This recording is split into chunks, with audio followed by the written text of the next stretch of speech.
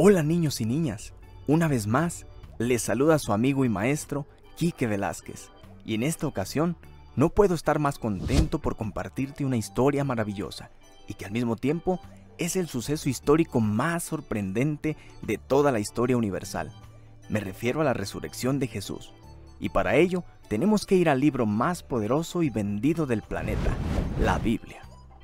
La Biblia, que es la palabra de Dios escrita, es nuestra mayor fuente de información sobre este suceso tan importante en la historia del cristianismo. De hecho, la resurrección es la base de nuestra fe, como lo dijo el apóstol Pablo. Si no hay resurrección, entonces ni siquiera Cristo ha resucitado. Y si Cristo no ha resucitado, nuestra predicación no sirve para nada, como tampoco la fe de ustedes. Como bien saben, Dios amó tanto al mundo que envió a su único Hijo, Jesús, para que todos los que creyéramos en Él no nos perdiéramos, sino tuviéramos vida eterna. ¿Pero a qué viene eso, maestro? Qué bueno que me lo preguntan. La parte que más nos interesa en estos momentos para explicar la resurrección es el Nuevo Testamento, específicamente los Evangelios, Mateo, Marcos, Lucas y Juan. Dichos libros pudieran entenderse que son la biografía de la vida de Jesús en la tierra. Pero también es importante saber que en el Antiguo Testamento había muchas profecías que declaraban que el Mesías vendría a esta tierra. Y así pasó. Un día, por medio de una joven virgen llamada María, el Hijo de Dios vino a este mundo. Sí, vino así tal como tú y yo, y creció hasta convertirse en un hombre que predicaba las buenas noticias del reino de los cielos e invitaba al arrepentimiento de los pecados. Y aquí es donde entra este intruso llamado pecado. El pecado es cuando desobedecemos a Dios y sus mandatos contenidos en su palabra. Y debes saber que las consecuencias del pecado son muy feas. Nos alejan de Dios, nos alejan de su luz, pero también la muerte.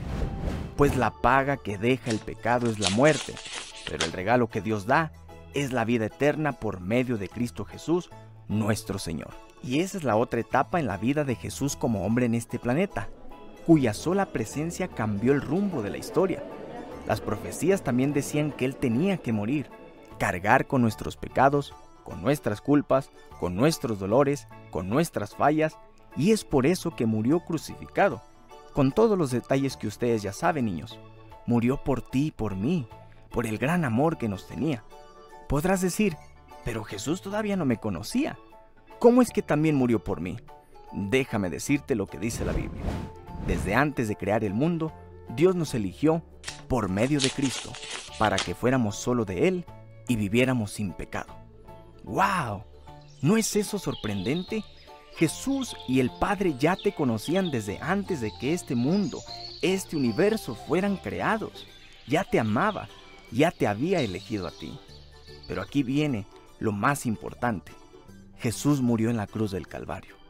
Sufrió lo más feo que tu mente puede imaginar. Llevó un castigo que a Él no le correspondía. Se hizo responsable de pecados que Él nunca cometió. Y murió. Murió aquel día ante la mirada de multitudes que lloraban su muerte y otros tantos se burlaban de Él. Lo más lógico sería pensar que la historia aquí terminaría. ¡Ja! Eso era lo que quería el enemigo. Pero todo su plan estaba por venirse abajo. Pasó el primer día y Jesús seguía en su tumba. El diablo estaba orgulloso, saboreando una disque victoria. Se llegó el segundo día y Jesús seguía en la tumba.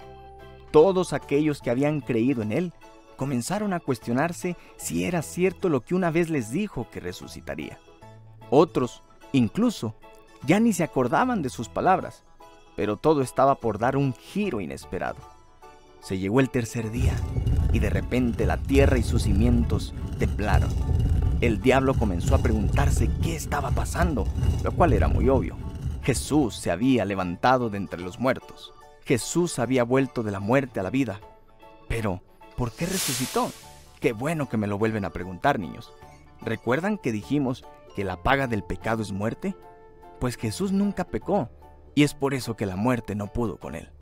Poco a poco fue presentándose a cada uno de los discípulos, quienes al principio no creían lo que sus ojos naturales estaban viendo.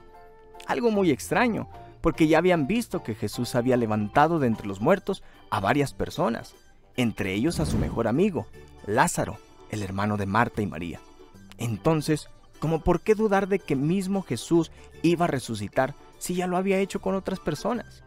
Porque olvidaron aquellas palabras que Jesús les dijo: yo soy la resurrección y la vida. El que cree en mí, aunque muera, vivirá. Si alguien vive y cree en mí, realmente no morirá jamás. ¿Crees esto? Y no solo sus discípulos más cercanos vieron a Jesús resucitado. La misma Biblia nos dice lo siguiente a través de las palabras, nuevamente, del apóstol Pablo.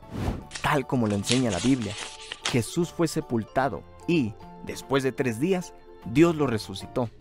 Primero se le apareció a Pedro y después a los 12 apóstoles. Luego se les apareció a más de 500 de sus seguidores a la vez. Algunos de ellos todavía viven y otros ya murieron. Impresionante. A más de 500 personas a la vez. Una persona o dos se pueden equivocar, pero 500 personas no pueden estar mintiendo. Y es así como Jesús ganó sobre la muerte, sobre el pecado, sobre el dolor, sobre el enemigo. Es así como Jesús nos dio vida eterna, perdón por nuestros pecados, nos limpió, nos lavó, nos rescató, nos restauró, nos dio dignidad, nos dio identidad como hijos de Dios a todos aquellos que lo recibimos en nuestro corazón como Señor y Salvador. Nos amó tanto porque sabía que Dios nos había amado primero. Su luz está en nuestros corazones. Prometió que estaría con nosotros todos los días hasta el fin del mundo. Nos ha sellado con su Espíritu Santo, el cual es la garantía de que cumplirá todas las promesas que nos ha hecho.